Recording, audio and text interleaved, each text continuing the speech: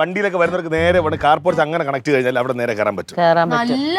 നമ്മളെ വീട് നമുക്ക് ആവശ്യത്തിന് അവിടെ കൊണ്ടുവരാനും. സാധനം നീ പറഞ്ഞു പറഞ്ഞത് അപ്പൊ ഇവിടെ നിന്ന് ഇങ്ങനെ ഇത് ഇവിടെ നിന്ന് ഇങ്ങനെ ഒരു ഇത് പോവല്ലോ, അങ്ങനെയല്ലേ പറ്റുള്ളൂ. ഇവിടുന്ന് കോൺക്രീറ്റ് മതി. ഇവിടുന്ന് കോൺക്രീറ്റ് കിട്ടു വരുമോ?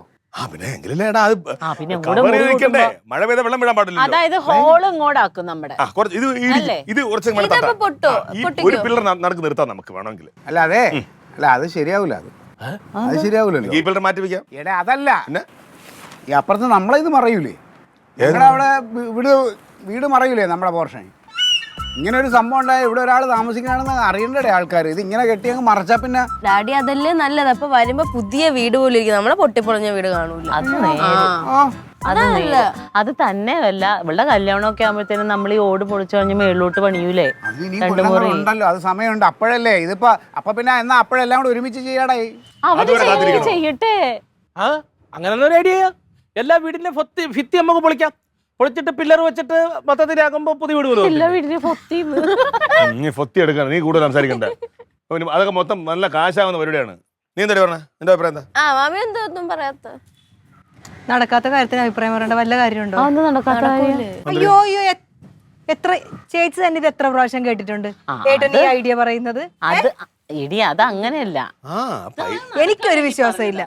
പൈസ ഒത്തു വരുമ്പോഴല്ലേ നമുക്ക് ചെയ്യാൻ പറ്റുള്ളൂ. മറ്റവന്റെ ആഗ്രഹം പറഞ്ഞു ഏകദേശം ഒരു ചിട്ടി റെഡിയായി വരുന്നുണ്ട്. അപ്പൊ ഒരു കാര്യം ചെയ്യും, എന്തായാലും നിനക്ക് ഒരു ചിട്ടി സെറ്റായി കിടക്കയില്ലേ, ആ ചിട്ടിയുടെ ഒരു ചെറിയ ലോണും കൂടെ എടുത്തു കഴിഞ്ഞാൽ നമുക്ക് ആ പൈസ കിട്ടിക്കഴിഞ്ഞാൽ നമുക്ക് ഒരുമിച്ച് അവിടെ ഇവിടെ ഒരുമിച്ചങ്ങ് പണിയാം. അപ്പൊ പിന്നെ 2 പണിയുണ്ടല്ലോ, ഞാൻ കുറച്ചായിട്ട് നിനക്ക് അടയ്ക്കുകയും ചെയ്യാം. നീ കുറച്ചായിട്ട് നീ ബാങ്കിൽ ലോൺ അടയ്ക്കണ പോലെ നിനക്കങ്ങ് അടച്ചാ പോരെ. എന്തായാലും എന്റെ ഒരു ഐഡിയ പറയട്ടെ. എന്തൊക്കെ പൊളിച്ചാലും കുഴപ്പമില്ല, ബെഡ്റൂമിന് നല്ല വലിപ്പം വേണം. അത് ശരിയാ, അത് ശരി. പിന്നെ 4 പാളിയുടെ ജനല് വെക്കണം, നല്ല കാറ്റും വെളിച്ചവും കയറണം. ഇവിടെ എന്ത് പിന്നെ ബെഡ്റൂമിന് നല്ല വലിപ്പം.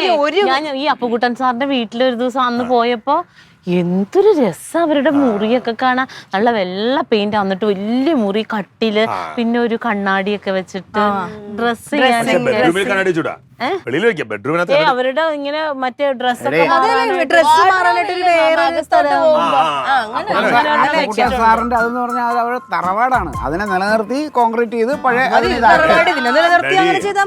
സാറിന്റെ പോലെ പൈസ നമ്മളില്ലല്ലോ. അവര് മാർബിളൊക്കെ ഇട്ടേക്കണം, നമുക്ക് അതൊന്നും വേണ്ട. പൈസ കുറച്ച് സൂപ്പർ ആക്കാൻ പറ്റും, അങ്ങനത്തെ ആൾക്കാരുണ്ടല്ലോ. എന്തായാലും നമ്മളിനിയിപ്പോ മുത്തിന്റെ കല്യാണം ആ സമയത്ത് ഒരു 4-5 കൊല്ലം കഴിഞ്ഞ് നമ്മൾ പണി തുടങ്ങുള്ളൂ. കെട്ടി മറച്ചു കളയില്ലെന്ന് എനിക്ക് പറയാനുള്ളൂ.